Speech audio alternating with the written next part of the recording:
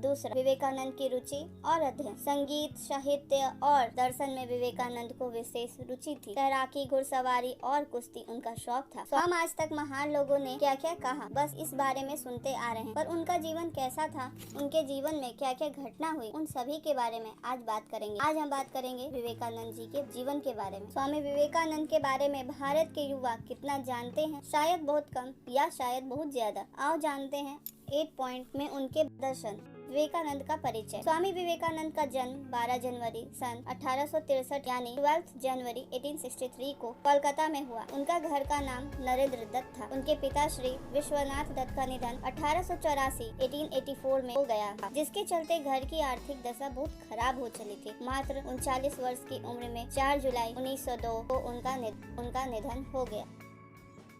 दूसरा, विवेकानंद की रुचि और अध्ययन। संगीत, साहित्य और दर्शन में विवेकानंद को विशेष रुचि थी। तैराकी, घुड़सवारी और कुश्ती उनका शौक था। स्वामी जी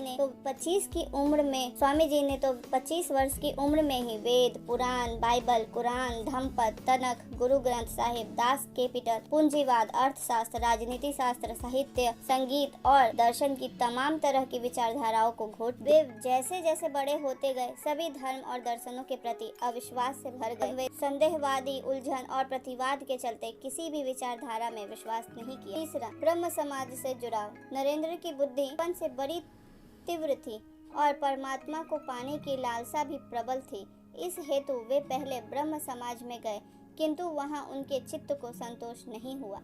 चौथा, रामकृष्ण परमहंस की शरण में। अपनी जिज्ञासा शांत करने के लिए ब्रह्म समाज के अलावा कई साधु संतों के पास भटकने के बाद अंततः वे रामकृष्ण परमहंस की शरण में गए। रामकृष्ण के रहस्य व्यक्तित्व ने उन्हें प्रभावित, जिससे उनका जीवन बदल गया। 1881 यानी 1881 में रामकृष्ण को उन्होंने अपना गुरु बनाया। संन्यास लेने के बाद इनका नाम विवेकानंद हुआ। रामकृष्ण परमहंस की प्रशंसा सुनकर नरेंद्र उनके पास पहले तो तर्क करने के विचार से ही गए थे, किंतु परमहंस जी ने उनको देखते ही पहचान लिया कि ये तो वही शिष्य है जिसका उन्हें कई दिनों से इंतजार हुआ। परमहंस जी की कृपा से इनको आत्म साक्षात्कार हुआ। फलस्वरूप नरेंद्र परमहंस जी के शिष्यों में प्रमुख हो गए। 5वां, बुद्धि के पार है विवेक। स्वामी विवेकानंद जी ने जब तक नरेंद्र थे बहुत ही तार्किक थे, नास्तिक थे, मूर्ति भंजक थे। रामकृष्ण परमहंस ने उनसे कहा भी था कि कब तक बुद्धिमान बनकर रहोगे, इस बुद्धि को गिरा दो, समर्पण भाव में आओ, तभी सत्य का साक्षात्कार हो सकेगा, अन्यथा नहीं। तर्क के सत्य को नहीं जाना जा सकता, विवेक को जागृत करो। विवेकानंद को जिस रामकृष्ण परमहंस की बातें जम गई, बस तभी से वे विवेकानंद हो गए। फिर उन्होंने कभी अपनी नहीं चलाई, रामकृष्ण परमहंस की ही चली। 6, देश भ्रमण। 1886 में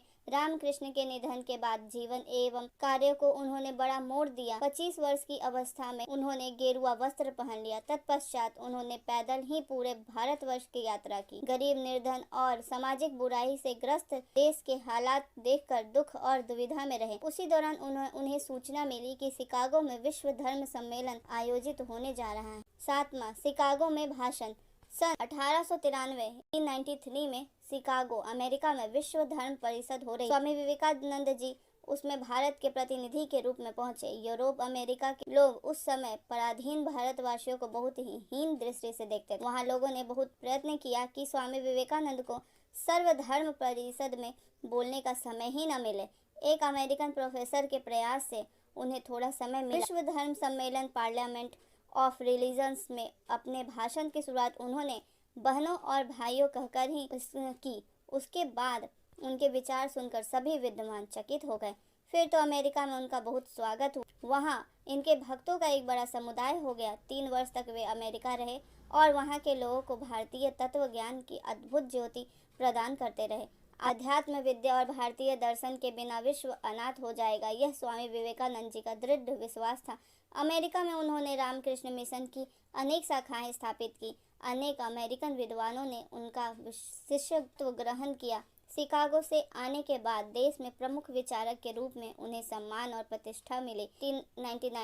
1899 में उन्होंने पुनः पश्चिम जगत की यात्रा की तथा भारतीय आध्यात्मिकता संदेश फैलाया। विदेशों में भी उन्होंने अनेक स्थान की यात्राएं की। और अंतिम, विवेकानंद जी के जीवन से विवेकानंद का दर्शन। विवेकानंद का वेदांत दर्शन बुद्ध के अष्टांगिक मार्ग और गीता के कर्मवाद का गहरा प्रभाव पड़ा। वेदांत बौद्ध और गीता के दर्शन को मिलाकर उन्होंने अपना दर्शन गढ़ा। ऐसा नहीं कहा जा सकता, उनके दर्शन का मूल वेदांत और योग ही रहा। विवेकानंद मूर्ति पूजा के महत्व नहीं देते थे, लेकिन वे इसका विरोध भी नहीं करते थे। अनुसार ईश्वर निराकार है। ईश्वर सभी तत्वों में निहित एकत्व है। जगत ईश्वर की ही सृष्टि है। आत्मा का कर्तव्य है कि शरीर रहते ही आत्मा के अमरत्व को जानना। मनुष्य का चरम भाग्य अमरता की अनुभूति ही है। राजयोग ही मोक्ष का मार्ग है। ये थी विवेकानंद के जीवन से जुड़ी कुछ महत्वपूर्ण बातें। अगर एपिसोड पसंद आई हो तो प्लीज़ सब्सक्राइब करना ना भूलें।